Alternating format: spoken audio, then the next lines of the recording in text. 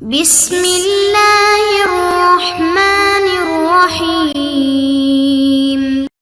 السلام علیکم معزز طلبہ کرام، آپ سب کیسے ہیں؟ آج ہم تفسیر بیضاوی کے سبق نمبر 39 کو پڑھیں گے۔ آج کے ہمارے سبق کا عنوان ہے مالک پر قراءتیں۔ آج کے ہمارے سبق کی عبارت جو ہے وہ مالک یوم الدین سے شروع ہوتی ہے۔ آئیے سب سے پہلے عبارت پڑھ کے اس کا ترجمہ کرتے ہیں، اس کے بعد اس کی وضاحت کی طرف بڑھتے ہیں۔ مصنف علیہ رحمہ لکھتے ہیں مالک یوم الدین قرأہ عاصم والکسائی ویعقوب ویعضدہ قولہ تعالی یوم لا تملک نفس لنفس شیئا والامر یومئذ للہ۔ مالک کو پڑھا عاصم اور کسائی اور یعقوب نے الف کے ساتھ، اور اس کی تائید اللہ تعالیٰ کے قول یوم لا تملک نفس لنفس شیئا والامر یومئذ للہ سے ہوتی ہے۔ وقرأ الباقون ملکی وهو المختار، اور باقی قراء نے ملک بغیر الف کے پڑھا ہے اور یہی مصنف کا پسندیدہ ہے۔ لأنه قراءۃ اہل الحرمین، اس کی وجہ یہ ہے کہ یہ اہل حرمین کی یہی قراءت ہے۔ وَلِقَوْلِهِ تَعَالَى لِمَنِ الْمُلْكُ الْيَوْمِ، اور اللہ تعالیٰ کے فرمان کی وجہ سے کہ لِمَنِ الْمُلْكُ الْيَوْمِ اس کی بھی یہی موافق ہے۔ وَلِمَا فِيهِ مِنَ التَّعْظِيمِ، اور اس وجہ سے بھی کہ اس میں تعظیم زیادہ ہے بنسبت مالک پڑھنے کے۔ والمالکی هو المتصرف في الأعيان المملوكة كيف يشاء من الملك، والملك هو المتصرف بالأمر والنهي في المأمورين من الملك، اور اس لیے کہ جو مالک ہے وہ اس کو کہتے ہیں کہ جو اعیان مملوکہ میں ہر طرح کا تصرف کرنے والا ہو جیسے چاہے، اور ملک وہ ہے جو امر و نہی کے ساتھ محکومین میں تصرف کرنے والا ہو، تو اس لیے یہ ملک بہتر ہے۔ اور وقرئ ملک بالتخفیف وملک بلفظ الفعل ومالکا بالنصب على المدح او الحال ومالک بالرفع منونا ومضافا على انه خبر مبتدا محذوف، اور یہ بسکون لام بھی ایک قرات میں ملک بھی پڑھا گیا ہے تخفیف کے ساتھ، اور ملکہ بصیغہ ماضی بھی پڑھا گیا ہے، اور یہ مالکن بحالت نصب جو ہے یہ برحال یا یہ مدہ بھی پڑھتے ہیں، اور مالک بھی پڑھتے ہیں رفع اور تنوین کے ساتھ، یا مالک کو مضاف قرار دے کر ضمہ کے ساتھ اس بنیاد پر کہ یہ مبتدائے محذوف کی خبر ہے۔ وملک مضافا بالرفع والنصب، اور جو ملک ہے یہ رفع اور نصب کے ساتھ مضاف ہو کر پڑھتے ہیں۔ جی طلبہ کرام، یہ تھی ہمارے آج کے سبق کی عبارت، اس کا ترجمہ۔ آئیے اب اس کی وضاحت کی طرف بڑھتے ہیں۔ تو سب سے پہلے جو ہے وہ یہ ہے کہ مصنف علیہ رحمہ کے حوالے سے ہم نے پیچھے مالک پر تو کچھ نہ کچھ گفتگو کی تھی۔ اب وقرأ الباقون سے دوسری قرات کو بیان کرتے ہیں کہ اکثر قراء جو ہے وہ ملک پڑھتے ہیں، اور قاضی صاحب بھی اسی کو مختار قرار دیتے ہیں۔ اسی مذہب پر قاضی صاحب نے 3 دلیلیں بھی بیان کی ہیں چونکہ یہ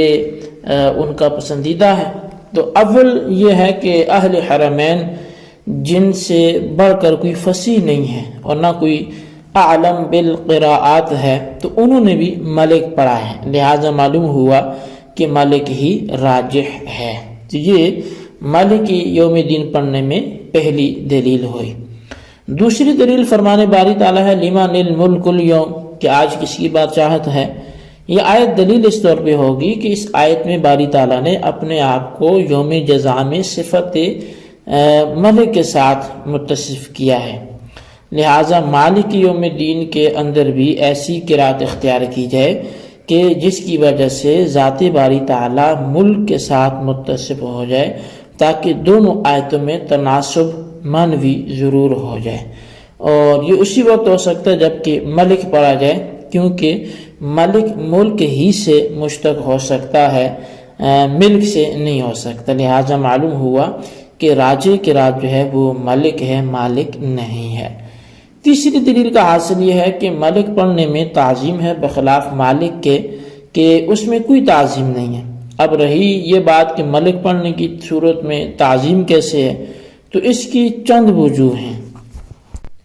اول یہ ہے کہ مالک کہتے ہیں جو اعیان مملوکہ میں تصرف کرے، اوامر کے ذریعے یا غیر اوامر کے ذریعے، اور مالک کی ملکیت جن چیزوں پر ہوتی ہے ان میں سب سے اشرف غلام اور باندی ہے، اور ملک جو ہے وہ کہتے ہیں جو مامورین میں تصرف کرتا ہو اور اوامر اور نواہی کے ذریعے سے، اور ملک کے جو مامورین ہیں ان میں احراز بھی شامل ہیں، یعنی آزاد افراد بھی شامل ہیں۔ اب سنیے کہ ملک پڑھنے کی صورت میں تعظیم اس طور پر ہے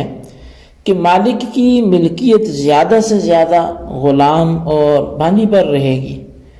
اور ملک کی ملکیت آزاد لوگوں پر بھی رہے گی، اور ظاہر ہے کہ جس کی ملکیت احرار پر ہو وہ عظیم و شان ہوتا ہے بمقابلہ اس کے کہ جس کی ملکیت صرف غلام یا باندی پر ہو۔ تو لہٰذا معلوم ہوا کہ ملک میں عظمت جو ہے وہ زیادہ ہے اور مالک میں ایسی عظمت نہیں ہے، تو اس لحاظ سے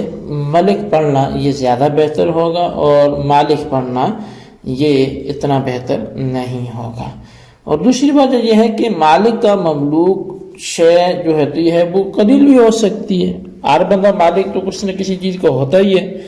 بخلاف ملک کے کہ اس کی مملوک شے کثیر ہی ہو سکتی ہے، بادشاہ جو ہے، اور ظاہر ہے کہ جو جتنی زیادہ چیزوں کا مالک ہوگا اتنا ہی مرتبہ بڑھے گا، لہٰذا اس سے بھی معلوم ہوا کہ باری تعالیٰ ملک ہے، مالک کے بنسبت ملک پڑھنا یہاں وہ زیادہ بہتر ہے۔ اور تیسری وجہ یہ ہے کہ مالک ہر شخص ہو سکتا ہے، ملک اعظم الناس ہوتا ہے، اسی وجہ سے بھی جو ہے وہ ملک کی عظمت ظاہر ہے۔ ان میں سے ہر ایک فریق نے اپنی ذات کو دلال سے ثابت کر کے دوسری قرات کی تردید کی ہے، اور قاضی صاحب نے تو صاف کہہ دیا کہ یہ مختار ہے، حالانکہ دونوں قراتیں تواتر سے ثابت ہیں، اور تواتر مفید یقین ہے، لہذا ایک کو ضعیف دوسری قرات کو راجح قرار دینا کیسے درست ہو سکتا ہے؟ بلکہ شیخ شہاب الدین نے تو کہا کہ میں ایک رکعت میں تو ملک پڑھتا ہوں اور دوسری میں مالک پڑھتا ہوں۔ تو جب دونوں قراتیں تواتر سے ثابت ہیں تو بغیر کسی ایک جانب جھکے دونوں میں میانہ روی رکھی جا سکتی ہے، جبکہ ایک کو مختار علی الاعلان کہنا اپنی اپنی چوائس ہے۔ بہرحال اب وقوریہ سے ایک اور قرات جو ملک بھی آتی ہے سکون لام کے ساتھ، یہ اصل میں مالکن ہی تھا، پھر لام کو ساکن کر دیا گیا کیونکہ فعل جو وزن جو مکسور العین ہو تو اس کے عین کلموں کو بطور تخفیف ساکن کیا جا سکتا ہے، تو اب یعنی فاعل کے وزن پر جو آئے اور وہ مکسور العین ظاہر ہوگا تو اس کے پھر عین کلموں کو بطور تخفیف ساکن کیا جا سکتا ہے۔ چوتھی قرات ملک بلفظ فعل ماضی ہے، یعنی مالکا، اور یوم الدین اس کا مفعول بھی ہوگا، اور یوم الدین پھر ہوگا ملک یوم الدین، اور ملک کا موصوف جو ہے الہ محذوف ہوگا، اور بعض لوگوں نے یہ کہا ہے کہ ملک یوم الدین کا کوئی محل اعراب حاصل نہیں ہوگا بلکہ بطور جملہ مستأنفہ کے ہے۔ بعض لوگوں نے کہا ہے کہ ملک جملہ حالیہ ہے۔ یہ قرات یعنی ملک بلفظ ماضی امام ابو حنیفہ کی طرف میں منسوب کی جاتی ہے، اور اس قرات کو بعض لوگوں نے پسند کیا ہے محض اس بنا پر کہ اس کے اندر دونوں احتمال جو ہے وہ ہو سکتے ہیں۔ یہ بھی ہو سکتا ہے کہ یہ ملک بضم میم سے بھی ماخوذ ہو، اور یہ بھی ہو سکتا ہے کہ یہ ملک بکسر میم سے ماخوذ ہو، پس ذو جہتین ہونے کی اعتبار سے یہ مختار ہے۔ مالک کے بارے میں بھی 4 قراتیں ہیں، اور 4 قراءتیں تھی، تو اس کے بعد یہ کہتے ہیں کہ مالک کے آخر میں کسرہ کے علاوہ اعراب کے اعتبار سے 2 صورتیں اور ہیں، ایک نصب دوسری رفع۔ منصوب ہونے کی 2 بنیادیں، اول یہ کہ امدہ کا اس کا مفعول مانا جائے، تقدیری عبارت امدہ مالک یوم الدین ہوگی، دوسری عبارت بنیادی یہ کہ حالت کی بنا پر منصوب ہو، لفظ اللہ سے حال ہوگا، تقدیری عبارت الحمدللہ حال کونہ تعالی مالک یوم الدین ہوگی۔ اور اگر مالک مرفوع پڑھا جائے تو اس کی بھی 2 صورتیں، ایک یہ کہ منون ہو، دوم یہ کہ مضاف ہو، دونوں صورتوں میں یہ خبر ہوگا۔ تو بہرحال یہ ہمارے آج کے سبق کی عبارت ترجمہ اس کی وضاحت تھی، اس کو اچھی طرح آپ سمجھیں، اس کے خلاصے کو ضرور رجسٹر پر لکھیں، بالخصوص ان سوالات کے جوابات بھی دیں۔ سوال نمبر 1 یہ ہے کہ مالک یوم الدین کی مختار قرات مصنف کی کون سی ہے، اس کی وجہ بیان کریں۔ اور سوال نمبر 2 یہ ہے کہ مالک یوم الدین میں کیا کوئی ایسی قرات بھی ہے جو بصیغہ ماضی کی آتی ہو، اگر آئے گی تو اس کا پھر ترکیبی تعلق کیا ہوگا، وضاحت کریں۔ اللہ تبارک و تعالیٰ سے دعا ہے جو کچھ ہم نے پڑھا سنا اسے یاد رکھنے کی توفیق نصیب فرمائے، آمین بجاہ النبی الامین صلی اللہ علیہ وسلم۔